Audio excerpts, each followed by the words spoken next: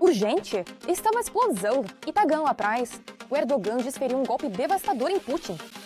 Está uma ruptura nas relações, um escândalo histórico, russos bloqueados, pânico e histeria. O navio russo foi simplesmente virado de costas, mas isso não é tudo. Gazprom sob o rolo compressor turco e em tudo isso mais. Assista até o final. Saúde a você, Ucrânia hoje, Rinat Aslanov, e os últimos acontecimentos. Urgente, uma facada nas costas. Erdogan se recusou a deixar o navio russo entrar em Istambul. Segundo a mídia russa, mais de 600 turistas russos ficaram bloqueados em um navio de cruzeiro na costa da Turquia. O navio não recebeu permissão para entrar no porto de Istambul.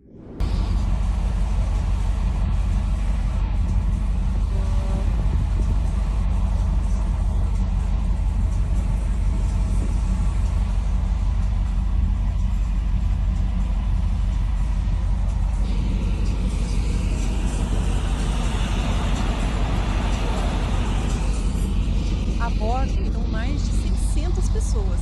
No navio estão moradores do Krai de Krasnodar, das regiões de Moscou e Leningrado.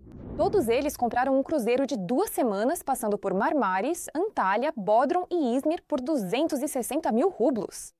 Este é o primeiro navio de cruzeiro internacional russo a fazer viagens para a Turquia, Egito, Geórgia e outros países. A embarcação tem capacidade para 1.328 passageiros.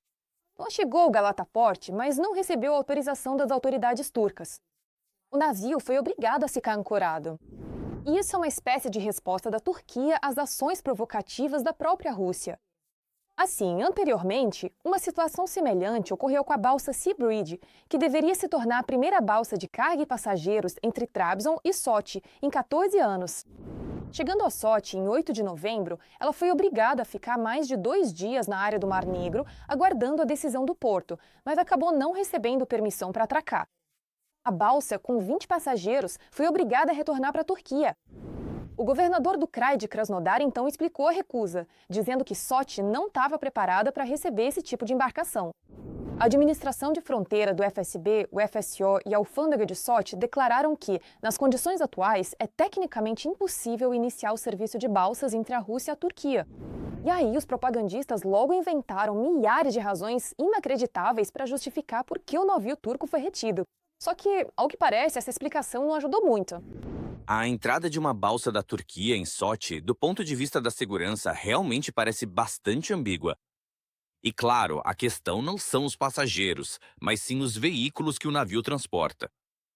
Todo mundo lembra de que forma os explosivos usados pelos serviços secretos ucranianos para organizar o atentado na ponte da Crimeia chegaram à Rússia. Esse já não é o primeiro sinal claro de deterioração nas relações entre a Rússia e a Turquia. Erdogan desferiu um golpe forte no petróleo russo. A Turquia recusou-se a importar petróleo da Rússia. Estatísticas do Centro de Índices de Preços do país mostram que na semana passada, pela primeira vez desde janeiro de 2025, não houve entrada de matéria-prima russa na Turquia. Ao mesmo tempo, nos últimos 30 dias, o fornecimento de ouro negro da Rússia para o mercado turco caiu cerca de 20%. Especialistas acreditam que isso está relacionado à visita de Erdogan a Washington no final de setembro. Recentemente, também surgiu a informação de que as maiores refinarias do país estão mudando em massa para petróleo não russo, após as duras sanções do EUA e da União Europeia no Reino Unido contra o setor energético do Kremlin. Agora, a Turquia tenta diversificar os fornecedores para evitar riscos ligados ao comércio de matérias-primas que financiam a guerra russa contra a Ucrânia. Segundo informações da Reuters, uma das maiores refinarias do país, a Fakar, pertencente a uma empresa do Azerbaijão, adquiriu recentemente 4 lotes de petróleo bruto do Iraque, Cazaquistão e outros produtores. Mas isso ainda não é tudo. A Gazprom também foi atingida. Uma reviravolta brusca de Ankara. A mídia ocidental ficou chocada. A Rússia pode perder o último grande mercado europeu de gás na Turquia. Assim, Ankara pode suprir mais da metade de suas necessidades de gás até o final de 2028, aumentando a produção e ampliando as importações dos Estados Unidos da América. Atualmente, a Turquia tem várias opções. Produção própria, gás de gasoduto vindo do Azerbaijão e um número cada vez maior de terminais de GNL. Dessa forma, o país não depende mais do gás russo. Essa situação dá à Turquia uma boa posição de negociação, permitindo buscar a redução do preço do gás russo, já que a Rússia não tem mercados alternativos para esses volumes. Ou é só a Turquia que está desferindo um golpe poderoso contra a Rússia? A Casa Branca está pronta para desferir um golpe na indústria petrolífera russa, comparável a uma catástrofe econômica. Enquanto isso, a União Europeia está preparando seu próprio pacote final de sanções contra a frota sombria da Rússia. Confere todos os detalhes. Os EUA e a Europa estão preparando um novo golpe de sanções contra a Rússia. Os europeus merecem um grande ponto positivo por articularem iniciativas que, na minha opinião, são realmente de qualidade. O presidente dos EUA, Donald Trump, pediu ao líder da maioria republicana no Senado que intensifique o trabalho em um projeto de lei bipartidário sobre novas sanções contra a Rússia. Se você quer colocar Putin à mesa de negociações, nenhum plano de 28 pontos ou de 12 pontos vai funcionar se Putin não acreditar que continuaremos apoiando militarmente a Ucrânia e que vamos perseguir aqueles que compram petróleo russo barato. Segundo o coautor do projeto de lei, Lindsey Graham, Donald Trump assinou o projeto, fazendo alterações segundo as quais a decisão final sobre sua aplicação e suspensão fica pessoalmente a cargo do presidente dos Estados Unidos. Estamos falando das chamadas sanções draconianas com tarifas enormes para os países que compram petróleo da Rússia. Em relação à chamada frota sombra, há coisas que os europeus podem fazer com essa frota sombra, já que muito disso acontece em áreas muito mais próximas deles. Paralelamente, a Europa intensificou seus esforços na luta contra a frota sombra russa. A Alemanha, França e Polônia propuseram à UE novas medidas contra a crescente frota sombra da Rússia, permitindo que Putin negocie petróleo tranquilamente pelo mundo todo. Os russos aprenderam a contornar as atuais restrições de sanções em relação à frota de petroleiros sombra. Aliás, a Federação Russa reuniu uma frota de petroleiros sombra tão grande que agora inclui cerca de 20% de todos os petroleiros do mundo no planeta Terra. Ou seja, agora, segundo estimativas preliminares, isso representa cerca de 1.000 petroleiros. As medidas propostas não envolvem ações direcionadas contra embarcações individuais, mas sim sanções contra empresas que as registram, seguram e prestam serviços de logística, particularmente em países europeus. Ao analisar a documentação, podemos entender onde cada embarcação realmente se encontra e quem presta serviços a essas embarcações da frota paralela de petroleiros, o que, obviamente, ajudará, em primeiro lugar, a verificá-las com muito mais eficiência do que antes e, consequentemente, a facilitar as coisas.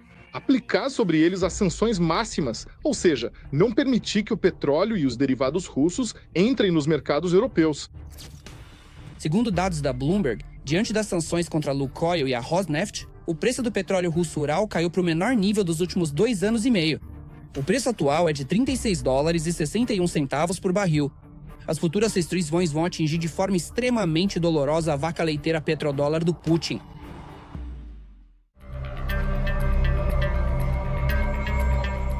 Enquanto o mundo está acabando com a Rússia, todos se perguntam o que esperar do novo plano de paz. Está sendo preparada uma armadilha mortal, mas quem ela vai destruir? A Rússia, a Ucrânia ou o mundo inteiro? Todas as negociações secretas, acordos ocultos e salas fechadas agora mesmo. As negociações em Genebra sobre o plano de paz de Trump são de importância crucial. Elas contaram com a participação de representantes do EUA, da Ucrânia e de conselheiros de segurança nacional da França, Reino Unido e Alemanha, discutindo o projeto americano de plano para encerrar a guerra na Ucrânia. A Ucrânia entra nesse processo com uma compreensão clara de seus próprios interesses. Esta é mais uma etapa do diálogo, que vem acontecendo nos últimos dias e, acima de tudo, visa alinhar a visão sobre os próximos passos. Na reunião, chegaram os assessores de Trump, o enviado especial dos estados Steve Witkoff e o secretário de Estado Marco Rubio. O encontro foi o mais produtivo e substancial de todos os que aconteceram até agora. No gabinete do presidente ucraniano, estão prontos para trabalhar o mais rápido possível para alcançar uma paz real. A Ucrânia nunca quis esta guerra e fará tudo para encerrá-la com uma paz digna. A Ucrânia nunca será um obstáculo para a paz e os representantes do Estado ucraniano defenderão os interesses justos do povo ucraniano e os fundamentos da segurança europeia, sendo gratos pela disposição dos parceiros europeus em ajudar. Os aliados da Ucrânia buscam reescrever a proposta de Trump, que, na opinião deles, seria vantajosa para a Rússia. Eles discordam, pelo menos, de 4 pontos. Nós seguimos claramente o princípio de que as fronteiras não devem ser alteradas pela força. Também estamos preocupados com as limitações propostas às Forças Armadas da Ucrânia, que tornariam o país vulnerável a futuros ataques. Isso equivale a uma castração militar e deixa a Ucrânia constantemente vulnerável a uma terceira invasão. Os líderes dos países europeus concordaram em tomar o projeto como base e expressaram disposição para trabalhá-lo em conjunto. Nós temos um progresso muito bom e estamos caminhando para uma paz justa e duradoura. Os ucranianos merecem a paz mais do que qualquer outro povo neste planeta. Acreditamos que nosso grande amigo, os Estados Unidos, especialmente o presidente Trump e sua equipe, vão confirmar essa paz. Keith Kellogg está confiante de que Trump será capaz de acabar com esta guerra. A base do acordo já foi formada. Estamos quase na reta final para o fim da guerra. No plano, há pontos que precisam ser melhor detalhados e explicados. Haverá também garantias de segurança, cujo principal garantidor deve ser o ZEUA, para evitar os erros do Memorando de Budapeste e dos Acordos de Minsk. Agora a mídia está noticiando que Trump nomeou Driscoll, amigo e ex-colega de classe do vice-presidente J.D. Vance, como seu novo representante especial. É bem possível que ele trabalhe em paralelo com Keith Kellogg, que pode deixar a administração em janeiro. Washington continua insistindo na implementação do seu plano de 28 pontos. A Ucrânia, como está escrito nele, deve fazer concessões territoriais à Rússia e reduzir seu exército. Os EUA e a Europa se comprometem a financiar a reconstrução da Ucrânia. As sanções contra a Federação Russa são gradualmente retiradas, e Moscou e Washington assinam um acordo de cooperação econômica de longo prazo. Essa não é a nossa recomendação. Esse não é o nosso plano de paz. Essa é uma proposta que foi recebida, e como intermediários, concordamos em compartilhá-la. E nós não a tornamos pública. Ela vazou. Ela não foi divulgada por nossos membros ou nossos representantes. Donald Trump acredita que a Ucrânia pode tomar a decisão de assinar o plano de paz em 27 de novembro, antes do Dia de Ação de Graças. Mas ao se encontrar com jornalistas, ele destacou que seu plano de paz está longe de ser uma proposta final. Não, está longe de ser final. Gostaríamos de alcançar a paz. Isso já deveria ter acontecido há muito tempo. A guerra da Ucrânia com a Rússia nunca deveria ter acontecido. Se eu fosse presidente, isso nunca teria acontecido. Estamos tentando acabar com ela. De um jeito ou de outro, precisamos acabar com ela. Na sexta-feira, Zelensky fez um pronunciamento ao povo ucraniano, no qual afirmou que a Ucrânia hoje se depara com uma escolha difícil e corre o risco de perder ou sua dignidade ou seu principal parceiro. Agora é um dos momentos mais difíceis da nossa história. Agora, a pressão sobre a Ucrânia é uma das mais pesadas. Agora, a Ucrânia pode se deparar com uma escolha muito difícil. Ou a perda da dignidade, ou o risco de perder o parceiro principal. Fontes próximas ao Kremlin comentam que as disposições deste documento devem ser vistas mais como uma base para um futuro acordo, e não como um acordo que Putin irá assinar oficialmente. Se em Kiev não quiserem discutir a proposta do presidente Trump e recusarem isso, tanto eles quanto os incendiários europeus da guerra devem entender que os acontecimentos que ocorreram em Kupiansk inevitavelmente vão se repetir, e em outros pontos-chave da linha de frente. Talvez não tão rápido quanto gostaríamos, mas inevitavelmente isso vai se repetir. E, no geral, isso nos convence. Moscou se opõe às garantias de segurança propostas para a Ucrânia, ao tamanho do exército e ao uso de ativos russos congelados para apoiar a Ucrânia. Nós temos esse texto. Recebemos ele pelos canais de comunicação existentes com a administração americana. Acredito que ele também pode servir de base para uma resolução pacífica definitiva. O Kremlin está criando condições informacionais para a rejeição do acordo, já que a Rússia não está interessada em fazer concessões territoriais, segundo o Instituto Americano para o Estudo da Guerra.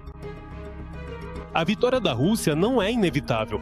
A Ucrânia e o Ocidente podem explorar algumas fraquezas-chave da Rússia para forçar o Kremlin a negociar e fazer concessões reais. Enquanto isso, o Kremlin enfrenta problemas crescentes em relação a recursos materiais e humanos, que continuarão dificultando a capacidade de Moscou de sustentar a guerra à medida que ela se prolonga. Por isso, a Federação Russa está muito interessada em forçar a Ucrânia a ceder territórios críticos que os militares russos dificilmente conseguiriam conquistar. Por isso, Gerasimov, ao relatar a situação na linha de frente para Putin, continua exagerando os sucessos. E Putin faz jogo duplo para forçar a Ucrânia e o Ocidente a aceitarem as exigências russas nas negociações.